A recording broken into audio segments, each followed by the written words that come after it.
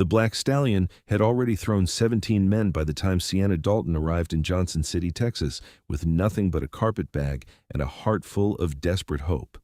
It was the spring of 1876, and the small town nestled in the hill country had become famous for one thing: the untamable horse that no cowboy, rancher, or bronco buster could ride for more than 8 seconds.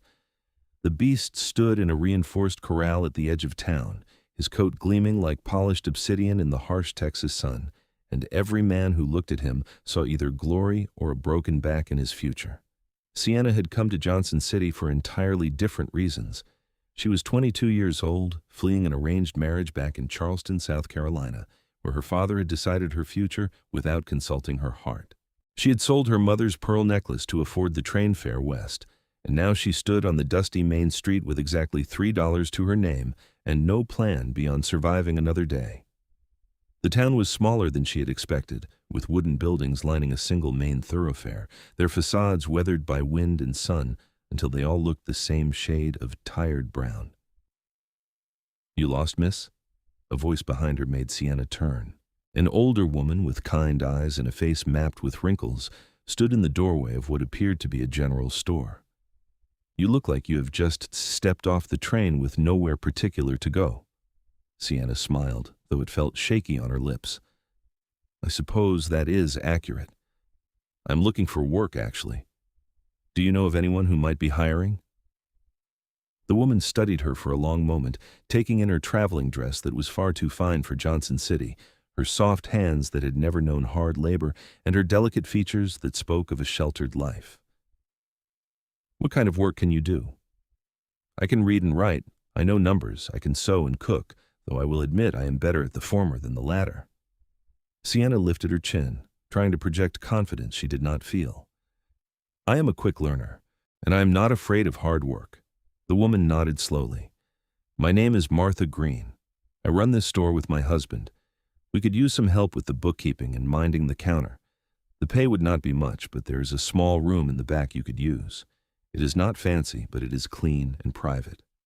Relief flooded through Sienna so suddenly that tears pricked at her eyes. "Thank you. That would be wonderful. You have no idea what this means to me." Martha smiled and gestured for Sienna to follow her inside. "Come on, then. Let me show you around before the afternoon rush, such as it is in Johnson City."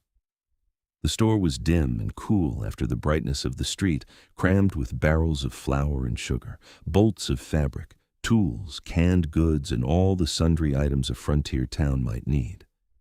It smelled of coffee and sawdust and something indefinably old. Martha showed her the ledgers, explained the prices, and introduced her to the stock. The room in the back was indeed small, barely large enough for a narrow bed and a trunk, but it had a window that looked out onto the hills beyond the town, and to Sienna, it felt like sanctuary. She started work immediately, learning the rhythm of the store, the names of the regular customers, the way business flowed through the day. It was during a lull in the late afternoon that she first heard about the Stallion in detail. 2 cowboys had come in for supplies, and they were talking in loud, animated voices about the latest attempt to break the black horse. "Jimmy Watts lasted maybe 5 seconds before that devil horse sent him flying into the fence," one of them said, shaking his head.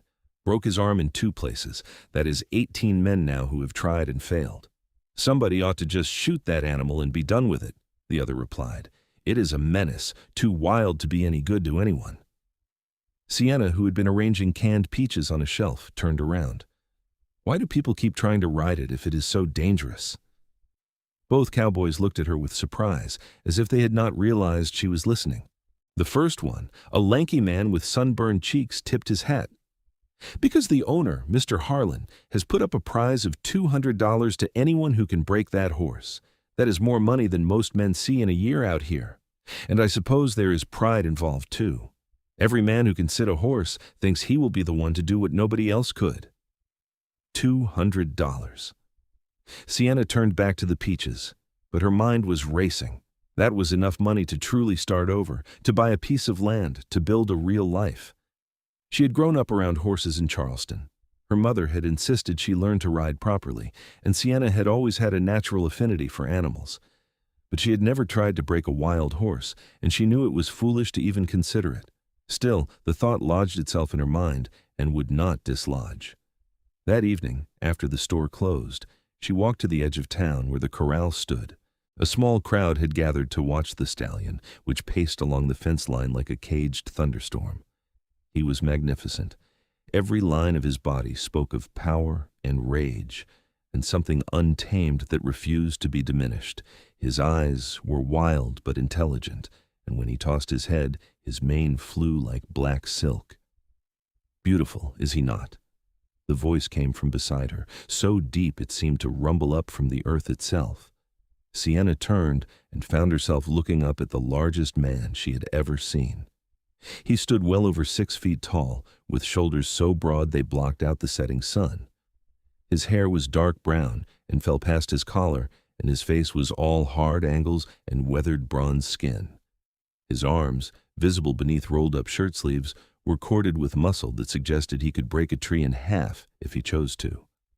But it was his eyes that caught her attention, pale gray like storm clouds, and surprisingly gentle as they looked down at her.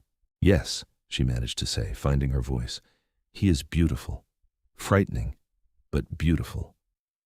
The man nodded, his gaze returning to the stallion. Frightened things are often frightening. That horse has probably been mistreated, chased, roped, and handled roughly his whole life. No wonder he wants nothing to do with men.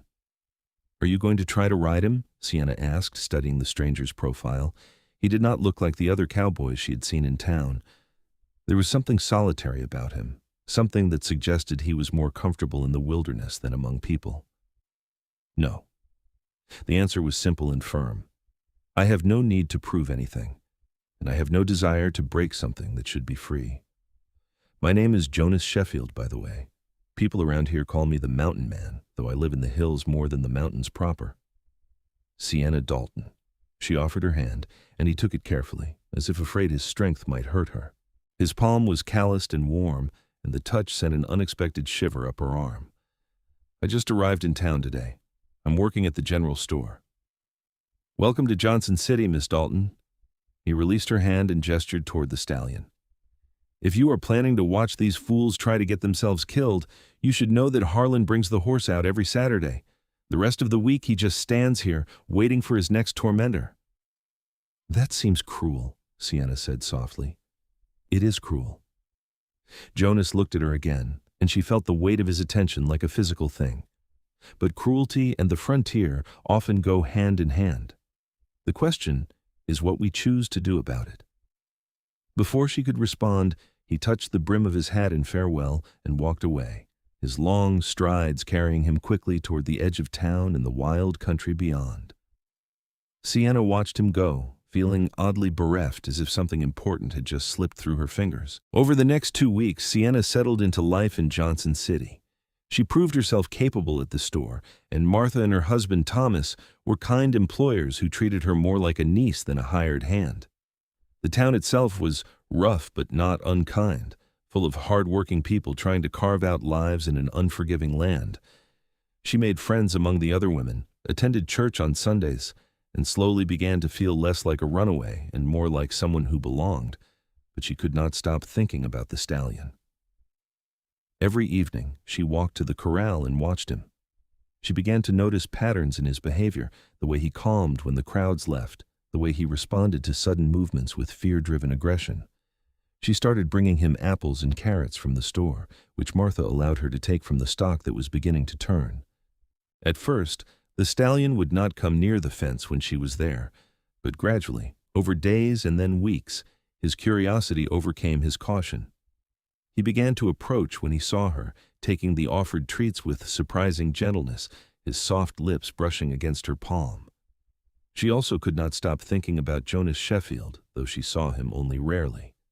He came into town every week or so for supplies, and he always stopped by the general store. Their conversations were brief but left her feeling strangely alive, as if he saw something in her that nobody else did. She learned that he lived alone in a cabin in the hill country, that he hunted and trapped for his living, and that he had come to Texas 5 years ago from somewhere back east that he never specified. There was a loneliness in him that called to the loneliness in her, and she found herself looking forward to his visits with an intensity that both thrilled and frightened her.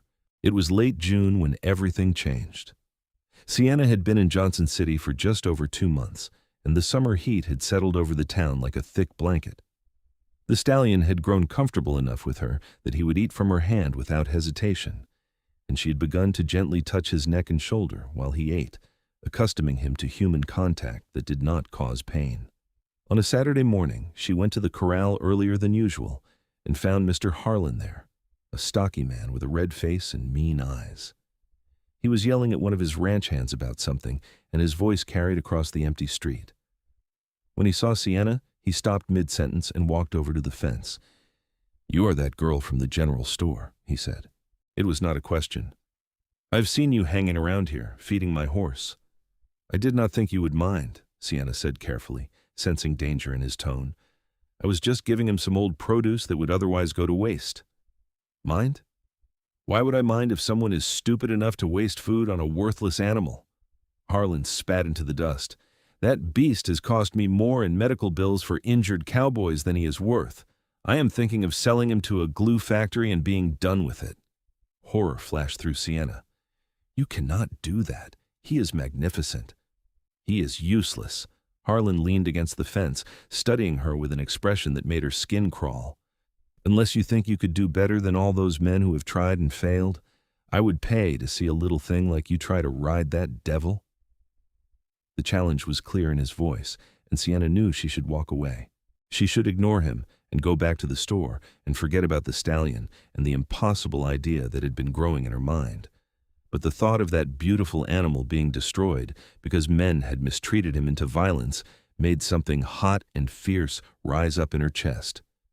"What if I could?" she heard herself say. "What if I could ride him?" Harlan laughed, a harsh bark of sound. "Then I would give you the $200, same as any man, but I will also add a condition. If you try and fail, you leave town. We do not need women with foolish ideas putting themselves in danger and causing trouble." "And if I do not try at all?" Sienna asked, her heart pounding. "Then I sell the horse by the end of the month," Harlan smiled, showing yellowed teeth. "So what will it be, store girl? Are you going to save this animal, or are you going to accept that some things are beyond you?" Sienna looked past him to where the stallion stood, watching their interaction with pricked ears. She thought about everything she had learned from observing him, about the trust they had slowly built, about her mother's voice telling her that horses responded to confidence and calm, not force. She thought about having $200 in true independence, and she thought about the alternative, which was living with the knowledge that she had let fear stop her from even trying. "I will do it," she said, "but not today. I need time to prepare. 2 weeks from now." Harlan's eyebrows rose, but he nodded. 2 weeks, Saturday morning. I will spread the word. This should be quite the entertainment. He walked away laughing, and Sienna was left wondering what she had just committed herself to. She went straight to the general store, where Martha was sweeping the front steps. When Martha saw her face, she set the broom aside. "Oh, what happened?" Sienna told her everything, the words tumbling out in a rush. When she finished, Martha was silent for a long moment, then sighed.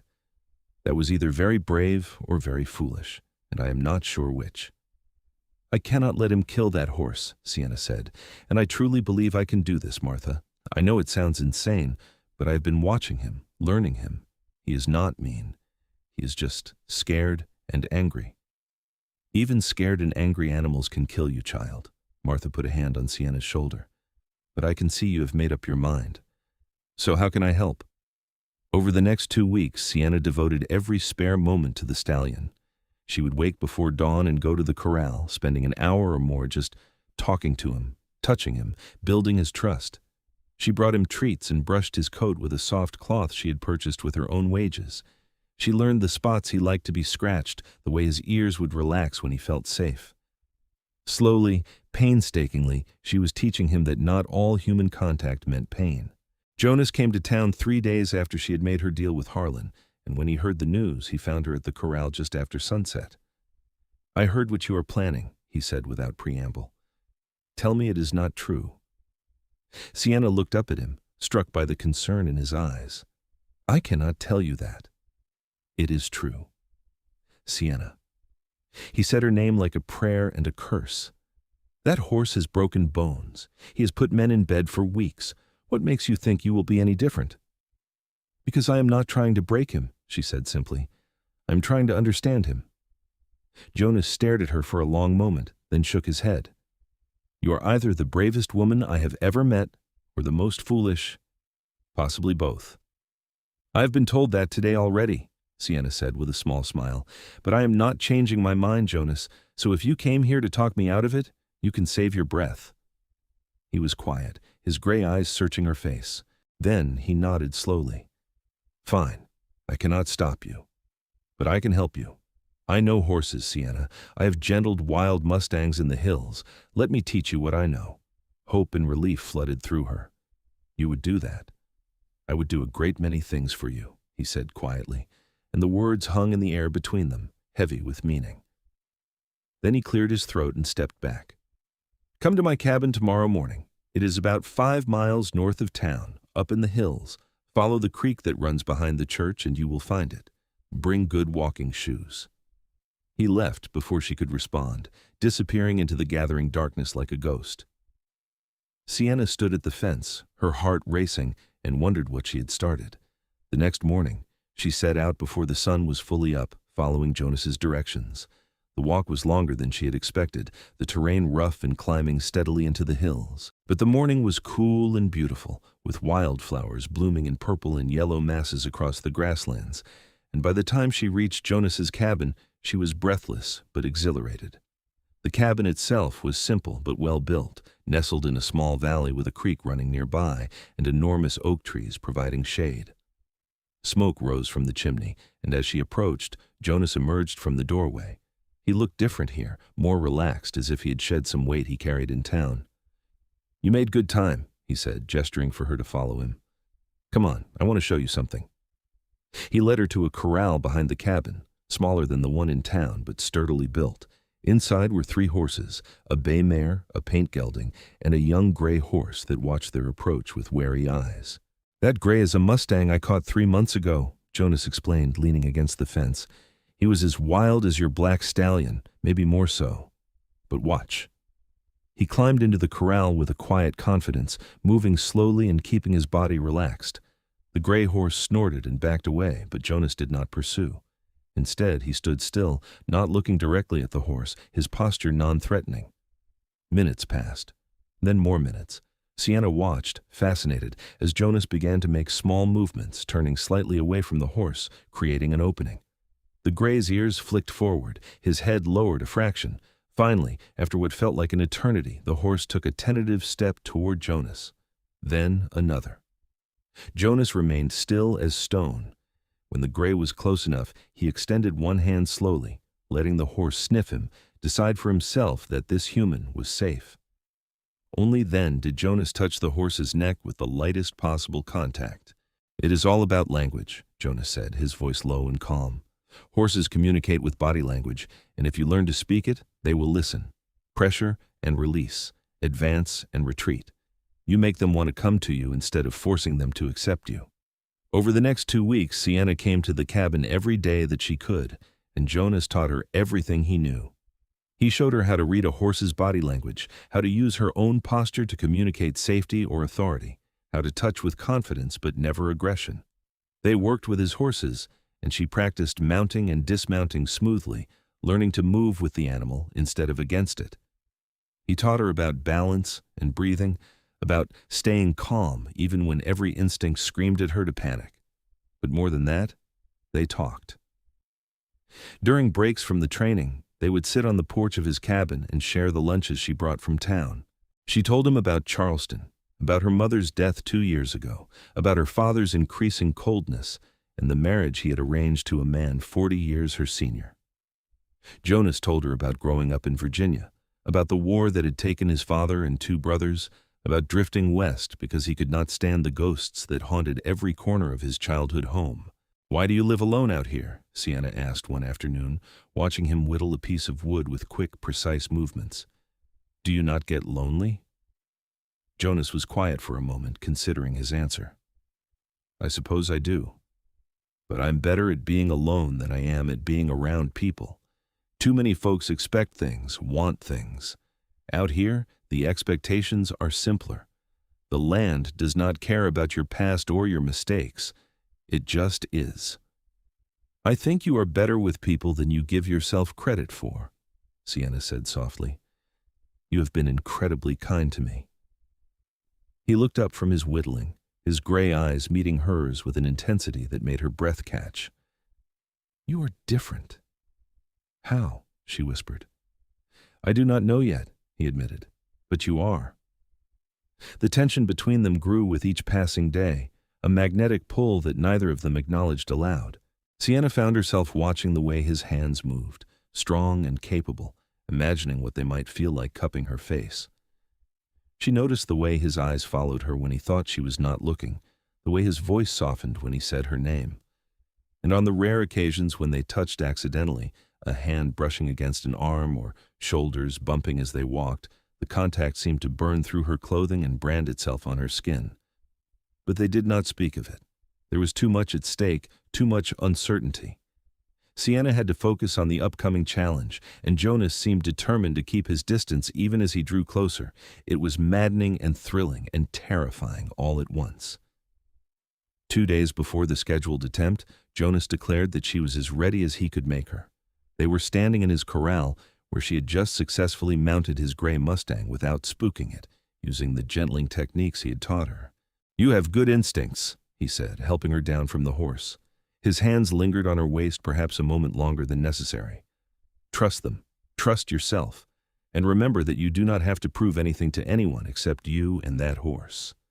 I am terrified, Sienna admitted, looking up at him. They were standing very close, and she could see the flecks of blue in his gray eyes, could smell the pine and leather scent that clung to him. What if I fail? What if I have been fooling myself this whole time? Then you fail, Jonas said simply. And it will not be the end of the world, though Harlan is a bastard for making that bargain with you. But I do not think you will fail, Sienna. I have watched you with that stallion. He trusts you. That is more than he gives anyone else. Will you be there? She asked. On Saturday? Something flickered in his expression, vulnerability mixed with determination. I will be there. I would not miss it. And if anything goes wrong, I will be there to help. I promise you that. The night before the attempt, Sienna could not sleep. She lay in her narrow bed in the back of the general store, staring at the ceiling and listening to the sounds of the town settling into darkness. Her mind would not quiet, replaying every lesson Jonas had taught her, every moment she had spent with the stallion, every possible way this could go wrong. When dawn finally came, she rose feeling exhausted but strangely calm, as if she had passed through fear and emerged in some quiet place beyond it. Martha made her a hearty breakfast and tried not to hover, though Sienna could see the worry in her eyes. You do not have to do this, Martha said one final time. There is no shame in changing your mind.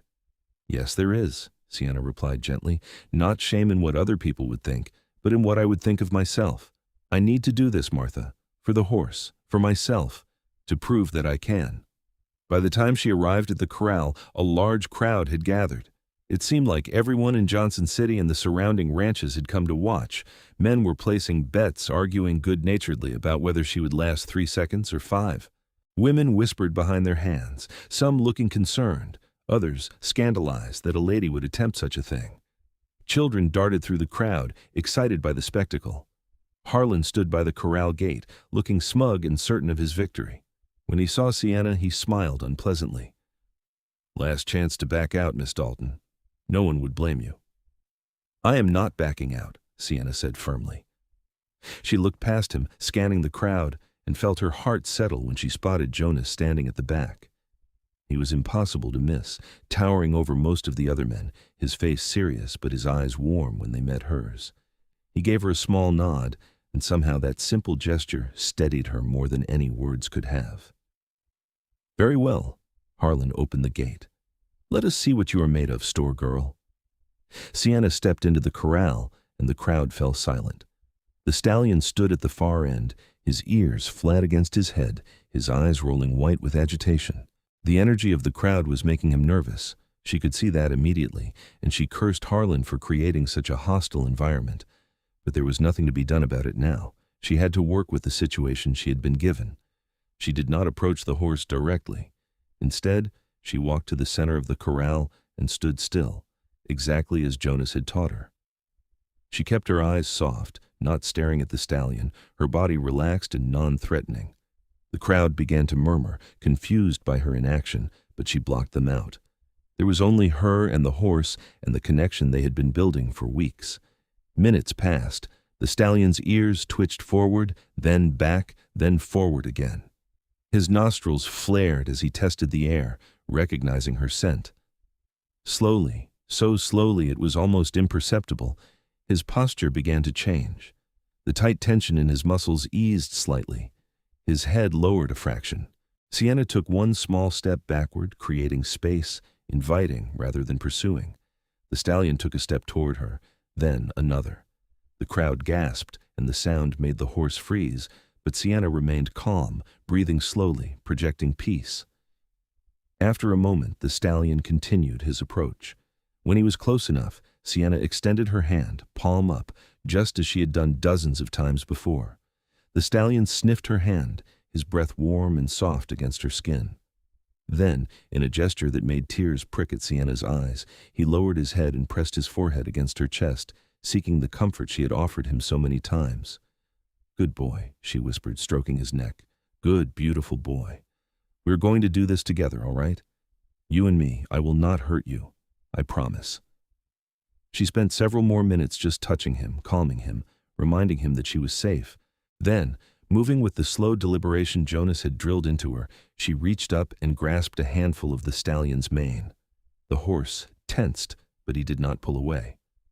Sienna waited until she felt him relax again, then carefully, smoothly, she pulled herself up onto his back. For a breathless moment, nothing happened. Sienna sat astride the stallion, her legs gripping his sides, her hands tangled in his mane. She could feel the tremor that ran through his powerful body, could sense him deciding what to do.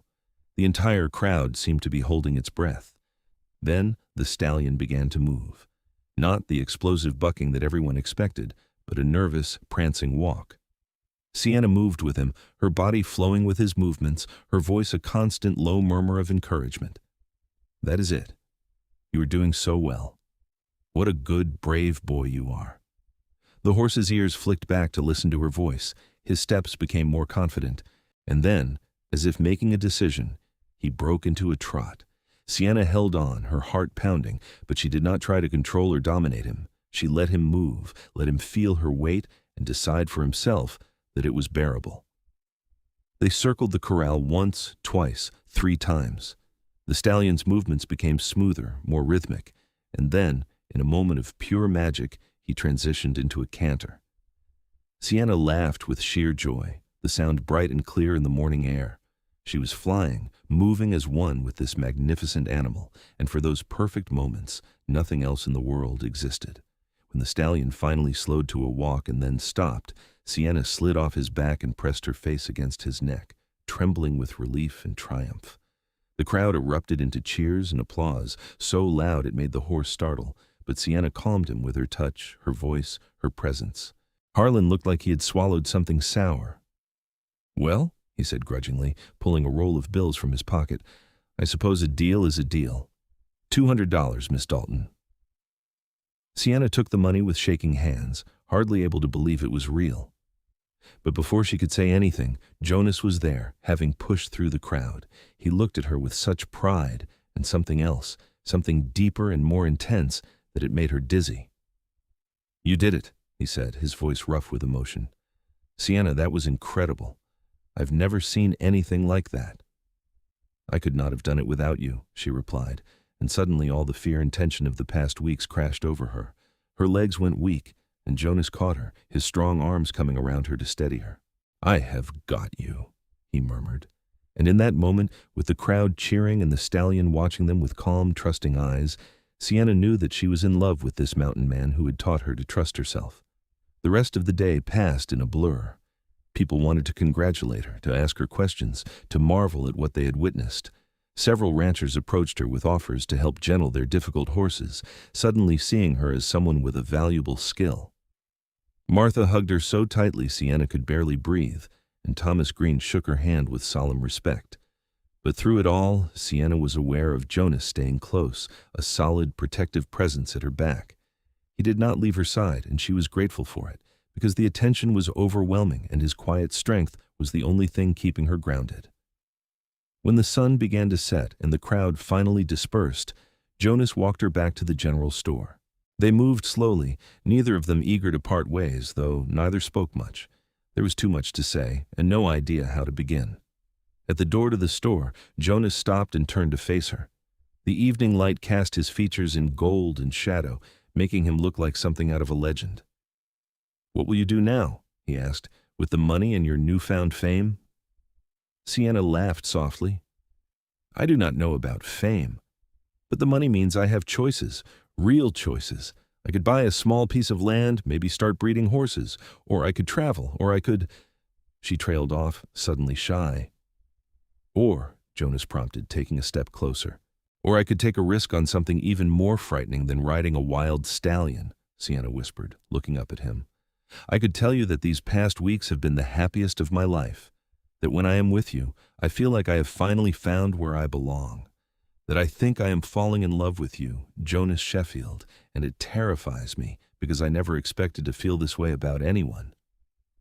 Jonas went very still, his eyes searching her face as if trying to determine whether she was real or a dream. Then, with a groan that sounded like surrender, he cupped her face in his large, calloused hands and kissed her. The kiss was everything Sienna had imagined, and more. It was gentle and fierce at the same time, full of all the longing and tenderness that had been building between them. His lips were soft despite the roughness of his appearance, and he kissed her as if she were something precious and fragile, even though she had just proven herself to be anything but. When they finally broke apart, both breathing hard, Jonas rested his forehead against hers. "I have been in love with you since the first moment I saw you standing by that corral," he admitted, his voice raw. "You looked so out of place in this rough town, but also so determined, so brave. And every day since then, I have fallen deeper. I tried to keep my distance because I thought you deserved better than a lonely mountain man with nothing to offer, but a cabin in the hills and a simple life. But Sienna, if you are willing to take a chance on me, I swear I will spend the rest of my life making sure you never regret it." Tears streamed down Sienna's cheeks, but she was smiling so wide her face hurt. "I do not want better. I want you. The cabin, the hills, the simple life, all of it, as long as it is with you." Jonas kissed her again, deeper this time, and Sienna felt herself melt into him. His arms came around her, lifting her off her feet, and she wrapped her arms around his neck and held on tight. When he finally set her down, they were both grinning like fools. "So I suppose this means you are not going back to Charleston?" Jonas asked, brushing a strand of hair away from her face with infinite tenderness. "I'm never going back," Sienna confirmed. "Johnson City is my home now. You are my home." Over the following weeks, their relationship deepened and grew in ways that left Sienna breathless with happiness. Jonas courted her properly, bringing her wildflowers from the hills, taking her on long walks where he showed her the secret beautiful places only he knew about, cooking her dinners at his cabin that were surprisingly delicious for a man who lived alone. They talked for hours about everything and nothing, discovering each other's histories and dreams and fears. Sienna continued working at the general store, but she also began taking clients who wanted help with difficult horses. Word had spread about what she had done with Harlan's Stallion, and she found herself in demand. Jonas helped her, teaching her more advanced techniques, and they made a good team. More than good. They were perfect together, complementing each other's strengths and shoring up each other's weaknesses. The physical attraction between them grew more intense with each passing day. Jonas's touches became bolder, his hands lingering on her waist, her arms the small of her back. He would pull her close when they were alone, kissing her until she was dizzy and wanting more. But he was always respectful, always holding back, and Sienna knew he was waiting for something. For permission, perhaps, or for the right moment. That moment came on a warm evening in late August, 3 months after Sienna had arrived in Johnson City. They were at Jonas's cabin, having dinner on the porch as the sun set over the hills. The air was thick with the smell of prairie grass and wildflowers, and the sky was painted in shades of orange and pink and gold. Jonas set down his fork and looked at her with an expression so serious it made her heart skip. "Sienna, I need to ask you something." "Ask me anything," she said, sensing the importance of whatever was coming. He reached across the table and took her hand, his thumb stroking across her knuckles. I know we have not known each other long, just a few months, but I also know that I have never felt for anyone what I feel for you. You are strong and brave and kind, and you challenge me in ways I never expected. You make me want to be a better man, to build a better life. So I'm asking you, Sienna Dalton, if you would do me the honor of becoming my wife. Sienna's breath caught in her throat. She had hoped, dreamed, but to hear the words spoken aloud made tears spring to her eyes. Yes, she whispered, then louder. Yes, Jonas, yes, I will marry you. The smile that broke across his face was like sunrise after a long night. He stood up, pulling her to her feet, and kissed her with a passion that made her knees weak. I do not have a ring yet, he said against her lips, but I will get you one, the prettiest one I can find. I do not need a ring, Sienna said, though her heart swelled at the thought. I just need you. You have me, Jonas promised. For as long as we both live, you have me. They were married 3 weeks later in the small church in Johnson City. It was a simple ceremony, attended by the friends Sienna had made in town and a few of Jonas's acquaintances from the surrounding ranches. Martha stood as her matron of honor, crying happy tears, and Thomas Green walked her down the aisle since her father was 3 states away, and she had no desire to contact him. Sienna wore a simple white dress that Martha had helped her sew with wildflowers in her hair that Jonas had picked that morning. Jonas wore his best shirt and pants, his hair tied back, looking nervous and proud and so handsome that Sienna could barely breathe when she saw him standing at the altar. When the preacher pronounced them man and wife, Jonas kissed her with such tenderness and joy that the small congregation burst into applause. And as they walked back down the aisle together, hand in hand, Sienna felt a sense of rightness settle over her. This was where she was meant to be. This was who she was meant to be with.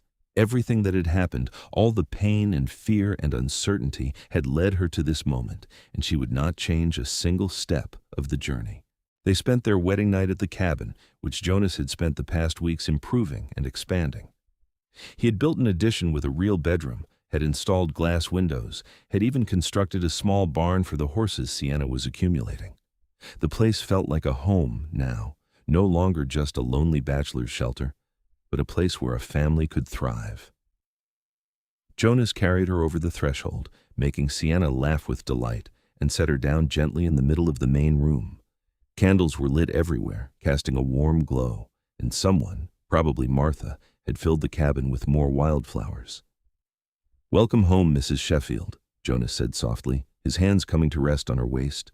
"I like the sound of that," Sienna replied, reaching up to untie his hair so it fell around his shoulders. "Say it again."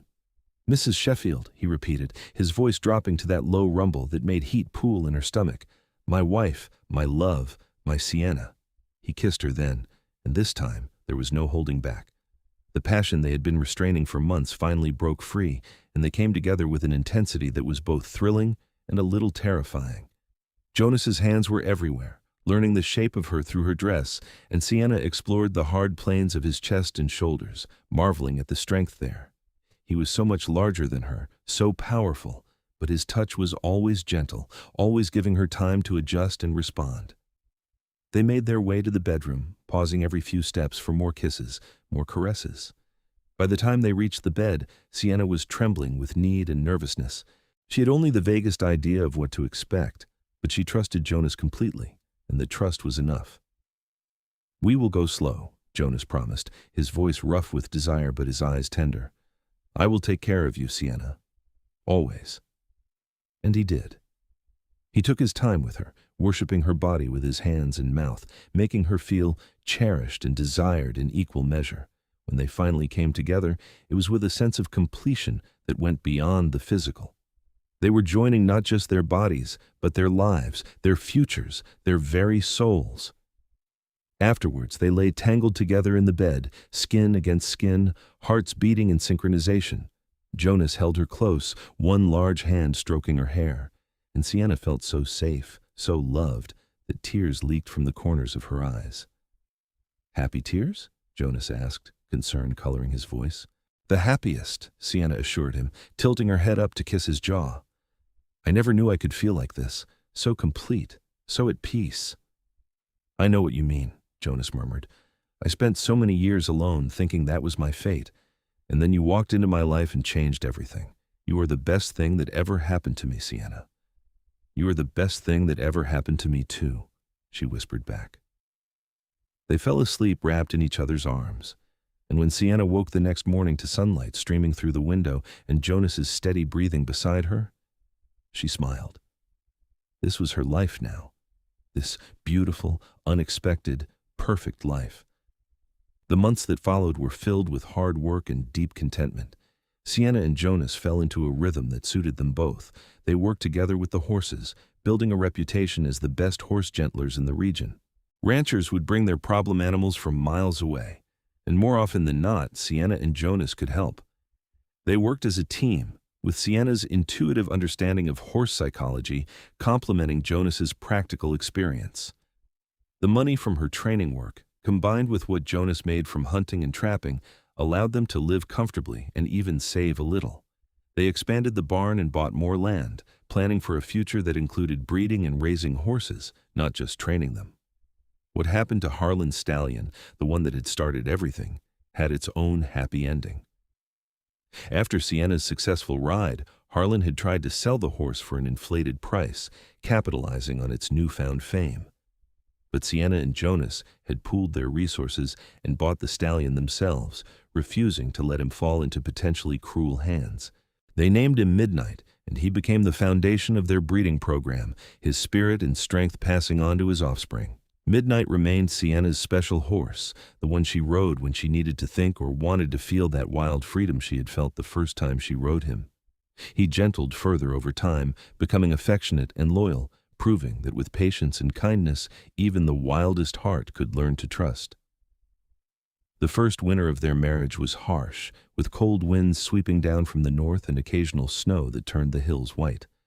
But the cabin was warm and cozy, and Sienna found she loved the enforced closeness, the long evenings spent by the fire with Jonas reading aloud or telling her stories of his travels. They would lie together on the rug, Sienna's head on Jonas's chest, listening to his heartbeat and feeling grateful for every moment. It was during one of those quiet winter evenings that Sienna realized something had changed. She had been feeling tired lately, and certain smells made her nauseous. When her monthly courses failed to arrive, she knew. She was carrying Jonas's child. She waited until she was certain, consulting with Martha, who had raised 6 children of her own and recognized the signs immediately. Then, on a clear February evening, she told Jonas. They were washing dishes after dinner, standing side by side at the basin, when Sienna said, "I have something to tell you." Jonas looked at her, catching something in her tone. "What is it?" "I am with child," Sienna said softly, watching his face. "We're going to have a baby, Jonas, probably sometime in late summer." For a moment, he just stared at her, his expression unreadable. Then his face broke into the most joyous smile she had ever seen. He picked her up and spun her around, laughing, before carefully setting her down as if she might break. "A baby? Truly?" "Truly," Sienna confirmed, laughing and crying at the same time. Jonas dropped to his knees and pressed his face against her still flat stomach, his arms coming around her waist. "Thank you," he whispered. "Thank you for this gift, for everything." Sienna ran her fingers through his hair, her heart so full she thought it might burst. "We made this together. Our love made this." The pregnancy progressed smoothly, and Jonas became even more protective than usual. He insisted she not work with any of the more difficult horses, took over all the heavy chores, and generally hovered until Sienna had to laugh and shoo him away. But she loved him for it, loved the way he cared, the way he already loved their unborn child so fiercely. As spring turned to summer, Sienna's belly grew round and full. Martha visited often, bringing baby clothes she had sewn, and advice Sienna tried to remember. The women of Johnson City rallied around her, sharing their own experiences and offering support. Sienna had come to this town a frightened runaway, and now she was part of a community, surrounded by friends who genuinely cared about her. On a hot August evening, as the cicadas sang their twilight songs, Sienna felt the first labor pains. Jonas, who had been anxiously awaiting this moment for weeks, immediately rode to town to fetch Martha and the midwife, leaving Sienna with strict instructions to stay calm and not have the baby until he got back. The labor was long and hard, lasting through the night and into the next day. Jonas stayed by her side the entire time, holding her hand, wiping her forehead with cool cloths, murmuring encouragement. Martha and the midwife worked efficiently, and Jonas followed their instructions without question, though Sienna could see the fear in his eyes every time she cried out in pain. Finally, as the sun reached its zenith on that August day, their daughter was born. She came into the world with a lusty cry that made both parents weep with relief and joy. The midwife cleaned her up and placed her in Sienna's arms, and Sienna looked down at the tiny, perfect face and felt her heart expand in ways she had not known were possible. "She is beautiful," Jonas whispered, his voice choked with emotion. He reached out with one large finger to stroke their daughter's impossibly small hand, and when the baby's fingers closed around his, he made a sound that was half laugh, half sob. "She is perfect." "What should we name her?" Sienna asked, unable to tear her eyes away from their daughter. Jonas was quiet for a moment, thinking. Then he said, "Grace. I would like to call her Grace, if that suits you, because she is a grace we do not deserve but have been given anyway." "Grace Sheffield," Sienna said, testing the name. "Yes, it is perfect. She is our little Grace." The baby's arrival brought new challenges and new joys. Sleepless nights were offset by the wonder of watching Grace discover the world. Jonas proved to be a devoted father, getting up for midnight feedings, walking the floor with Grace when she was fussy, changing diapers without complaint. He would sing to her in his deep, rumbling voice, old folk songs from his childhood, and Grace would stare up at him with wide eyes as if he were the most fascinating thing in existence. Sienna healed from the birth and gradually returned to her normal activities, though now everything was filtered through the lens of motherhood. She could not take the risks she once had, could not spend entire days away from the cabin. But she found she did not mind. Her priorities had shifted, and while she still loved working with horses, her greatest joy was now her family. When Grace was 6 months old, sitting up on her own and babbling constantly, Jonas surprised Sienna with a trip to town. He had Martha watch the baby for the afternoon, insisting that Sienna needed a break and he wanted to show her something. They rode into Johnson City together, Sienna on Midnight and Jonas on his bay gelding. It felt strange and wonderful to be just the two of them again, no baby to consider, and they took their time, enjoying the beautiful autumn day. Jonas led her to a building on the edge of town that Sienna had never paid much attention to. It was a decent-sized structure with a corral attached, currently empty and showing signs of disrepair. Jonas dismounted and helped Sienna down, then turned to face her with a nervous expression she rarely saw on his confident face. "I bought this," he said, "with the money we have been saving. I thought we could turn it into a proper horse training facility. We've outgrown the cabin, and having a place in town would make it easier for clients to find us.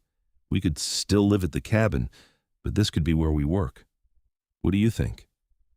Sienna looked at the building, then at Jonas, then back at the building. Her mind was already racing with possibilities. They could have separate stalls for different horses, an indoor training ring for bad weather, storage for equipment, and feed. It would allow them to take on more clients, to really build the business they had been dreaming about. "I think it is wonderful," she said, throwing her arms around his neck. "Jonas, this is perfect. When did you arrange this?" "I have been negotiating with the owner for a few months," he admitted. "I wanted to surprise you. Do you really like it?" "I love it," Sienna assured him. "And I love you for thinking of it." They spent the next several months fixing up the building, working on it whenever they could spare time from caring for Grace and their other responsibilities. Jonas did most of the heavy construction work, his strength and skill evident in every nail hammered and board placed. Sienna focused on the details, painting the stalls, organizing the tack room, creating a welcoming office area. By the time Grace celebrated her first birthday in August of 1877, the training facility was complete and open for business. They called it Sheffield Horse Training, and within weeks, they had more clients than they could handle. Ranchers came from as far as San Antonio and Austin, bringing their problem horses and leaving impressed by the results. The business thrived, and so did the family. Grace grew into a bright, energetic toddler with her mother's determination and her father's calm temperament. She loved the horses, showing no fear even when surrounded by animals many times her size. Jonas would set her on the gentlest of their horses and lead her around the corral, and Grace would laugh with pure delight. Sienna often thought back to that scared young woman who had stepped off the train in Johnson City just over 2 years ago. She had been running from one life with no clear idea of what she was running toward, but she had found everything she needed in this rough frontier town: purpose, community, love, and family. On a spring evening in 1878, Sienna and Jonas sat on the porch of their cabin, watching the sun set over the hills. Grace was asleep inside, worn out from a day of playing in the barn. Midnight and the other horses grazed peacefully in the pasture. Everything was quiet and perfect. "Do you ever regret it?" Jonas asked suddenly. "Leaving Charleston, your old life, everything you knew?" Sienna turned to look at him, this strong, gentle man who had become her whole world. "Not for a single second," she said honestly. "That life was not mine. It was a cage built by someone else's expectations. This life, the one we built together, this is real. This is mine. Ours." Jonas pulled her closer and she rested her head on his shoulder. "I am glad you came here," he said softly. "I am glad that horse threw all those men, and that I happened to be there the day you decided to watch him. I am glad for every twist of fate that brought you to me." "Me too," Sienna whispered, "every single one." They sat in comfortable silence as the stars began to appear, scattered like diamonds across the darkening sky. Sienna thought about the wild stallion that had changed her life, about the courage it had taken to climb onto his back, about the trust they had built together. That horse had taught her that wildness could be gentled without being broken, that strength and softness could coexist, that love was often found in the most unexpected places. As if reading her thoughts, Jonas said, "We should have another one." Sienna laughed. "Another horse?" "Another baby," Jonas clarified, his hand resting on her stomach. "Grace should have a brother or sister, and I would like to fill this cabin with children and laughter." Sienna turned to face him fully, seeing the hope and love in his gray eyes. "I would like that too," she said, "a whole house full of little Sheffields, causing chaos and filling our hearts." Jonas kissed her then, deep and sweet and full of promise. And as they went inside, hand in hand, Sienna knew that whatever the future held, they would face it together. Over the next several years, their family grew. A son, whom they named Matthew, arrived in the spring of 1879, followed by another daughter, Rose, in 1881. The cabin expanded again to accommodate the growing family, and the training business continued to flourish. They bought more land, built more corrals, and established themselves as the premier horse trainers in Central Texas. Grace grew into a capable young girl who could gentle a horse almost as well as her mother. Matthew was quieter, but showed a natural aptitude for understanding animal behavior. Rose was still too young to do much more than toddle after her siblings, but she already showed signs of her parents' stubborn determination. Jonas proved to be as devoted a father to their growing brood as he had been to Grace alone. He taught the children to ride, to track, to read the weather and the land. He told them stories of their mother's bravery with the wild stallion, and Grace never tired of hearing how her mother had been the only one brave enough to do what all the men had failed to accomplish. Sienna balanced motherhood with her work, finding joy in both. She loved training horses, loved the challenge and the connection, but she loved her children more. She taught them not just about horses, but about kindness, about courage, about standing up for what they believed in, even when it was frightening. Midnight, the stallion that had started everything, lived to a ripe old age, siring dozens of foals that carried his spirit and strength. He remained Sienna's special horse until the end, and when he finally passed peacefully in his sleep at the age of 23, the entire family mourned. They buried him on the hill overlooking the cabin, marking his grave with a simple stone that read, "Midnight, wild heart, gentle soul." As the years passed and the children grew, Sienna and Jonas's love only deepened. They had weathered hard times together, drought years when the grass turned brown and money was tight, harsh winters that tested their endurance, and the everyday challenges of raising a family in a demanding environment. But through it all, they had each other, and that was enough. On their 10th wedding anniversary in September of 1886, Jonas took Sienna back to the spot where they had first met, the corral where the wild stallion had once paced and raged. It was part of their training facility now, but the memories were still strong. "I remember standing here and watching you watch that horse," Jonas said, his arm around her waist. "I remember thinking that you were the most interesting person I had ever seen. You looked so out of place, but also so determined, like you were ready to take on the world." "I was terrified," Sienna admitted with a laugh. "I had no idea what I was doing.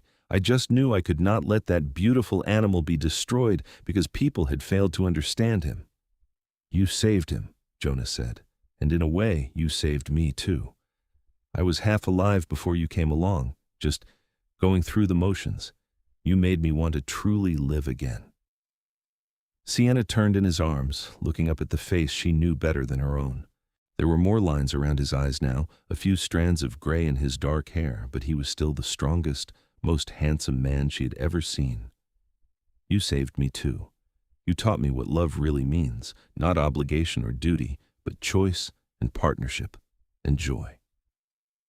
They kissed as the sun set behind them, painting the Texas sky in shades of gold and crimson. And in that moment, with 10 years of marriage behind them and hopefully many more ahead, Sienna knew that she had found her happy ending. It had not come in the way she expected, and it had required more courage than she knew she possessed, but it was real and true, and entirely her own. The Sheffield family continued to thrive as the years rolled on. Grace, at 18, had already made a name for herself as a horse trainer, following in her mother's footsteps with pride and skill.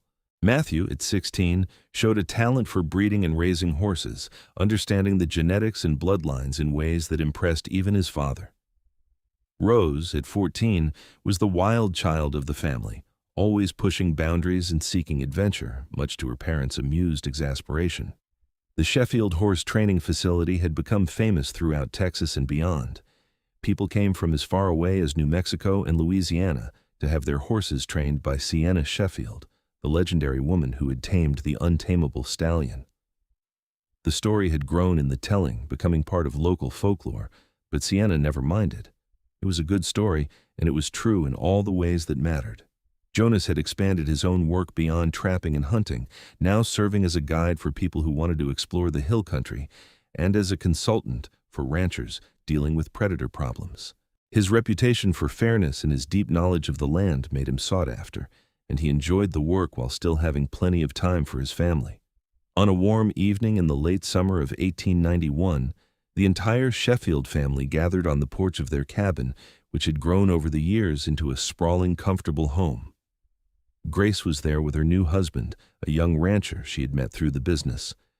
Matthew was entertaining everyone with a story about a particularly stubborn colt he was working with. Rose was pestering her father to take her on a camping trip into the hills, and Sienna sat in her rocking chair, watching it all with a heart so full it might burst. Jonas came to stand beside her, his hand resting on her shoulder. "Penny for your thoughts?" "I was just thinking about how far we have come," Sienna said softly. "Do you remember that scared girl who stepped off the train all those years ago?" "I remember a brave woman who saw something beautiful that everyone else had given up on," Jonas corrected gently. "I remember someone who took a risk that could have cost her everything. I remember falling in love." Sienna stood and took his hand, leading him away from the porch toward the barn where they could have a moment of privacy. Inside, the familiar smells of hay and horses surrounded them, and they could hear the soft sounds of the animals settling for the night. "I need to tell you something," Sienna said, a smile playing at her lips. Jonas's eyebrows rose. "What?"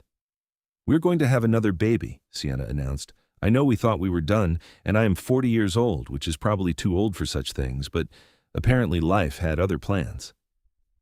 Jonas stared at her for a long moment, then burst into laughter, the sound echoing through the barn. He picked her up and spun her around, just as he had done all those years ago when she told him about Grace. "Another baby? Truly?" "Truly," Sienna confirmed, laughing with him. "Are you happy?" "I am thrilled," Jonas said, setting her down carefully. "Our family is a gift, Sienna. Every child, every day, every moment. I would not change a single thing." Their fourth child, Another son they named Samuel was born in the early spring of 1892. The birth was harder than the previous ones, and Sienna took longer to recover, but Samuel was healthy and strong, with his father's gray eyes and his mother's determined chin. The older children doted on him, and Jonas was as devoted as ever, despite his own 45 years. As Samuel grew from infant to toddler to young boy, Sienna gradually stepped back from the day-to-day operations of the training facility. Grace had taken over most of the client work, proving herself more than capable, and Matthew was managing the breeding program with skill and intelligence. Sienna focused on her youngest son, on teaching him everything she had learned about life and love and courage, and on enjoying these final years of active motherhood. She and Jonas also made more time for each other, taking rides into the hills, just the two of them, spending quiet evenings on the porch after the children were asleep, traveling occasionally to San Antonio or Austin for short trips that felt like adventures. Their love had matured over the years, becoming less about passion and more about deep companionship, though the passion was still there when they wanted it. One evening, as they sat watching the sunset, Jonas said, "I've been thinking about the Stallion again, about how everything started with him." "What about him?" Sienna asked, curious. "Just that he was looking for someone who would understand him, and you were looking for a place to belong, and somehow you found each other at exactly the right moment," Jonas said thoughtfully. "It makes me believe in fate, in the idea that some things are meant to be." "Do you think we were meant to be?" Sienna asked, though she knew the answer. "Without question," Jonas replied firmly. "Every choice I made, every path I took, led me to that corral on that day when you were standing there looking at that wild horse. And I would make every choice again, endure every hardship, if it meant ending up here with you." Sienna leaned against his shoulder, feeling the solid warmth of him, the steadiness that had been her anchor for so many years. "I love you, Jonas Sheffield. I have loved you for over 15 years, and I will love you for however many years we have left." "I love you too, Sienna Sheffield," Jonas murmured into her hair, "more than I ever knew it was possible to love another person." As the stars emerged one by one in the darkening sky, Sienna thought about the journey that had brought her to this moment. She thought about the wild stallion that had refused to be broken, about the courage it had taken to climb onto his back, about the mountain man who had watched her tame that wild heart and then given her his own. She thought about the children they had raised, the life they had built, the love that had sustained them through everything. It had started with a wild horse and a desperate gamble. It had become a legacy of strength and gentleness, of courage and compassion, of wild hearts that had learned to trust, and it had given Sienna everything she had ever wanted and so much more than she had ever dared to dream. The years continued to pass in the way of years, bringing changes and constants in equal measure. Grace married and started her own family, building a house on the Sheffield land and continuing to work with the horses she loved. Matthew married a local girl and took over full management of the breeding program, developing new bloodlines that became sought after throughout the region. Rose, true to her wild nature, took longer to settle down, traveling and exploring before finally returning home and marrying a Texas Ranger she met on one of her adventures. Samuel grew into a thoughtful young man with a talent for working with the most difficult horses, combining his mother's intuition with his father's patience. He became the heart of the training facility, the one people sought out when they had a horse everyone else had given up on. Jonas and Sienna grew old together, their hair turning gray, their faces mapping out the years with lines and wrinkles that told the story of a life well lived. Jonas's strength remained impressive even as he aged, though he moved a bit slower and needed more rest. Sienna's hands developed arthritis that made the fine work of sewing difficult, but she could still gentle a horse with a touch and a whisper. They became grandparents many times over, and the Sheffield property was always filled with the sounds of children playing, horses whinnying, and family gathering. Sunday dinners became a tradition, with 3 generations sitting around the long table Jonas had built, sharing food and stories and laughter. On the 20th anniversary of their wedding, Sienna and Jonas renewed their vows in the same small church where they had first married. Their children and grandchildren attended, along with what seemed like half of Johnson City. It was a joyful celebration of a love that had endured and grown stronger over 2 decades. As they stood before the same preacher, now much older himself, and repeated the promises they had made so long ago, Sienna looked into Jonas's gray eyes and saw her whole life reflected there. Every joy, every sorrow, every triumph and challenge, they had faced it all together, and they had emerged stronger for it. "I promise to love you until my last breath," Jonas said, his voice rough with emotion. "And if there is anything beyond this life, I promise to love you there too." "I promise the same," Sienna replied, tears streaming down her face. "You are my heart, Jonas Sheffield. You always have been, and you always will be." When they kissed, their children cheered and their grandchildren clapped, and Sienna felt the circle of their love expanding outward to encompass all the people they had brought into the world and all the lives they had touched. The years after their 20th anniversary were good ones. The business continued to thrive under the next generation's management.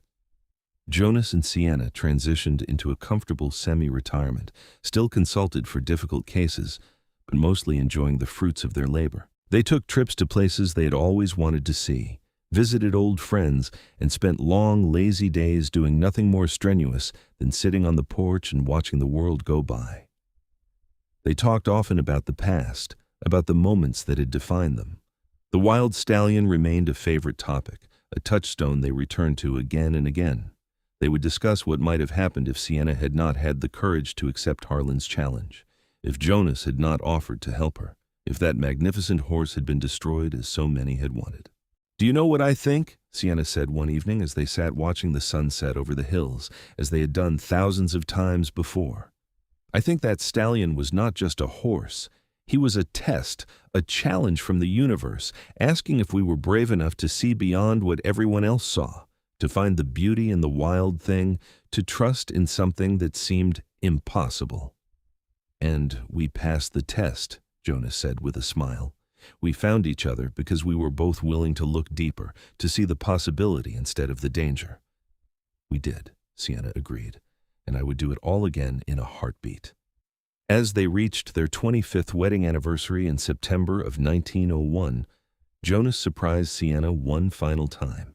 He had commissioned a painting from an artist in San Antonio, based on descriptions from people who had been there that fateful day. The painting showed a young woman sitting astride a black stallion, her face alight with joy and triumph, while in the background, a tall mountain man watched with pride and love in his eyes. When Sienna saw it, she wept. It captured perfectly that moment when her life had changed forever, when she had proven to herself and the world that courage and compassion could overcome fear and violence, when she had unwittingly won the heart of the man who would become her everything. It is beautiful," she whispered, staring at the image. "It is like looking through a window into the past." "I wanted you to have it," Jonas said, "so you would always remember how strong you are, how brave you were. So our grandchildren and great-grandchildren would know the story of how their grandmother tamed the wild stallion and stole the heart of a mountain man." The painting hung in the main room of their home for the rest of their lives, a testament to courage and love and the extraordinary life they had built together. Sienna and Jonas lived into old age, surrounded by the love of their family and the respect of their community. They died within 6 months of each other, Jonas first at the age of 78 and Sienna following at 75, unable to imagine life without her partner of 33 years. They were buried on the hill overlooking their home, near where midnight had been laid to rest so many years before. Their children and grandchildren and great-grandchildren gathered for the funeral, celebrating lives well lived and a love that had inspired generations. And in the years that followed, when people told the story of the wild stallion that threw every man and the brave woman who tamed him, they always added the ending: that the mountain man who watched her that day fell so deeply in love that he spent the rest of his life showing her what she meant to him, and that together they built a legacy of strength and gentleness that echoed through the generations. The Sheffield Horse Training Facility continued to operate, passed down through the family, and every new generation learned the story of how it all began. They learned about Sienna's courage, about Jonas's devotion, about the wild horse that had refused to be broken, and the love story that had bloomed in its wake. And sometimes, on quiet evenings when the wind blew down from the hills and the stars shone bright overhead, Those who lived on the Sheffield land swore they could hear the sound of hoofbeats and the whisper of voices speaking words of love that had transcended even death. The wild heart had been gentled, the mountain man had found his home, and their love story became the stuff of legend in Johnson City, Texas, a testament to the idea that sometimes the bravest thing we can do is trust in love, even when everything seems impossible. Their story lived on, passed from parent to child, a reminder that courage comes in many forms, that gentleness can be stronger than force, and that love, when it is real and true and built on mutual respect and partnership, can overcome any obstacle and last not just a lifetime, but for generations beyond. The wild stallion had thrown every man who tried to break him, but he had carried Sienna with joy because she had approached him with kindness instead of dominance, and in doing so, she had won not just the horse, but the heart of the mountain man who watched her achieve the impossible, and that, in the end, was the greatest victory of all.